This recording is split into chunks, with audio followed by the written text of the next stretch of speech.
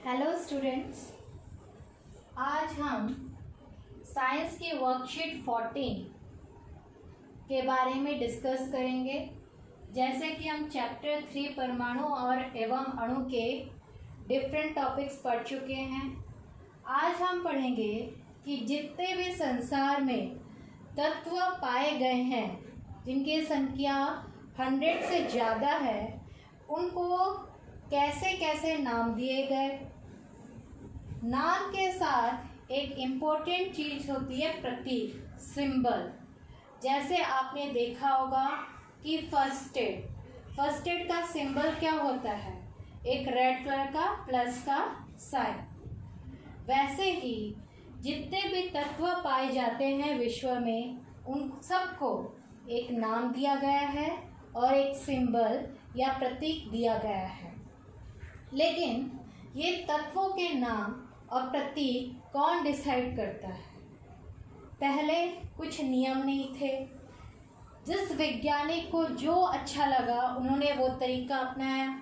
लेकिन इससे क्या हो गया, वर्ल्ड में डिफरेंट साइंटिस्ट में जो डिफरेंट कंट्रीज़ में रहते हैं, उनमें कन्फ्यूजन पैदा हो गई। जैसे आम, मैंगो, इसको हमारे देश में ही जितने राज्य है उनको विभिन्न विभिन्न नाम से जाना जाता है। लेकिन विभिन्न नामों से भी जाना जाता है हमारे स्टेट्स में ही, हमारे इंडिया में ही। यही हालत दूसरे देशों में भी होगा। तो आम के कितने नाम हो जाएंगे? ढेर सारे, लाखों। और वो सारे क्या होगा, कन्फ्यूजन पैदा करेगा। लेकिन एक साइंटिफिक इंस्टीट्यूट इंटरनेशनली लेवल पे बनाया गया, जिसने मैंगो का एक साइंटिफिक नाम रख दिया और सारे साइंटिस्ट उसे केवल उसी नाम से बुलाएंगे। वैसे ही केमिस्ट्री में, रासायनिक विज्ञान में जितने भी तत्व पाए जाते हैं, उन सब को कन्फ्यूजन ना होने के लिए एक ही नाम दिया जाता है और एक ही प्रतीक दिया जाता है, ताकि किसी तरह की कोई कन्फ्यूजन ना हो। सबसे पहले ये तत्वों का नाम देना, प्रतीक देना, यह काम शुरू किया था डाल्टन ने तत्वों का जो प्रतीक है, वो प्रतीक केवल उसके नाम और उसके प्रतीक को ही नहीं दर्शाता। डाल्टन के हिसाब से जो उस तत्व का प्रतीक है वो एक मात्रा को भी दर्शाता है। अगर मैंने एक तत्व का नाम का एक प्रतीक लिखा, तो वो एक प्रतीक उसके एक परमाणु की मात्रा को दर्शाता है। जैसे अगर हाइड्रोजन का मैंने प्रतीक ऐसे लिखा, तो ये एक परमाणु हाइड्रोजन को दर्शाता है। तो डाल्टन का तत्व का प्रतीक एक परमाणु को प्रदर्शित करना होता था। तो उन्होंने हाइड्रोजन के प्रतीक को ऐसे बनाया, कार्बन के प्रतीक को ऐसे बनाया, ऑक्सीजन के प्रतीक को ऐसे बनाया, और भी विभिन्न तत्वों के प्रतीकों को ऐसे ही गोल गोल परमाणु के अंदर विभिन्न ड्राइंग बना के उन्होंने दिखाया। लेकिन ये ज़्यादा दिन तक चल नहीं पाया और बहुत कंफ्यूजन हुआ। इसलिए डाल्टन के प्रतीक देने के इस कंसेप्ट को अब यूज़ नहीं करते। उसके बाद आए हमारे और एक वैज्ञानिक जिनका नाम है बर्जीलियस। उन्होंने कहा कि तत्वों के नामों, जो तत्वों के नाम हैं, उनके ही एक दो अक्षर उठा लेते हैं, ताकि नाम से ही हमें सीधा प्रतीक पता चल जाए। नाम के एक दो अक्षर उठाकर प्रतीक बना देंगे, ताकि नाम और प्रतीक दोनों साथ साथ हमें पता चल जाए। तो उनकी इस बात को हमने ध्यान में रखा। उसके बाद कुछ तत्वों के नाम उनके स्थानों के हिसाब से रखे गए, जिस स्थान पर वो पहले पाए गए। जैसे कॉपर जो है वो साइप्रस में पाया गया, इसीलिए उसके साइप्रस नाम को उठा के सी से उसको उठा के उसका नाम कॉपर रख दिया गया। तो स्थानों के आधार पर तत्वों का नाम रखा जाने लगा।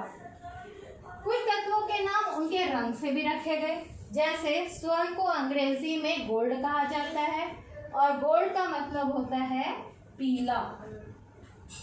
तो ये सारे तरीके जो है वो इस्तेमाल किए गए तत्वों के नाम और प्रतीक रखने के लिए। फाइनली आधुनिक युग में एक ऑर्गेनाइजेशन बना जिसको हम कहते हैं IUPAC, International Union of Pure and Applied Chemistry. अब यही सब रसायन विज्ञान में प्रयोग होने वाले तत्वों के नाम और प्रतीक डिसाइड करता है और जिसको पूरे विश्व भर के साइंटिस्ट जो है वो यूज़ करते हैं और सभी जगह पे यही प्रतीकों के नाम, यही तत्वों के प्रतीक और नाम इस्तेमाल होते हैं। अब इसके कुछ नियम हैं, जैसे तत्वों के प्रतीक उन तत्वों के अंग्रेजी नामों के एक या दो अक्षरों से बने होते हैं। पहले हमने देखा था कि ऐसे सिंबल दिए जाते थे।